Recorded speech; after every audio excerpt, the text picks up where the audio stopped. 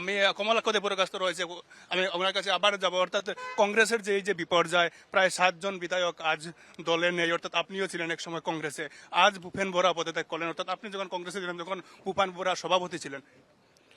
কংগ্রেসে বিশেষ করে কংগ্রেসিরা এবং বিশেষ করে কংগ্রেসের নেতারা কি জন্য কংগ্রেসে থাকবে, কি জন্য কংগ্রেসে যদি থাকতে হয় যদি, তাহলে ভারতীয় সভ্যতা সংস্কৃতি, ভারতের কথা এবং সত্যি কথা বলতে গেলে আমাদের সনাতনী সভ্যতা সংস্কৃতির কথা বলতে হবে। কিন্তু যে দলের মানে একদম মেইন উদ্দেশ্য হচ্ছে গিয়ে যে সনাতনী সভ্যতা সংস্কৃতিকে কীভাবে নষ্ট করা যায়, সনাতনী সভ্যতা সংস্কৃতিকে কীভাবে ধ্বংস করা যায়, সেই মানসিকতা হয় যদি, তাহলে তো কংগ্রেসের অবস্থা এটাই হবে। এবং এই কথাগুলো আমি আগেই বলেছিলাম যে কংগ্রেস, বর্তমান দিনের কংগ্রেস আপনি দেখবেন শুধু রকিবুল হোসেনের নেতৃত্বে বা রকিবুল হোসেনকে জিজ্ঞেস করে কংগ্রেস চলে এরকম নয়, রকিবুল হোসেনের আইডিওলজি মতে কংগ্রেস চলে।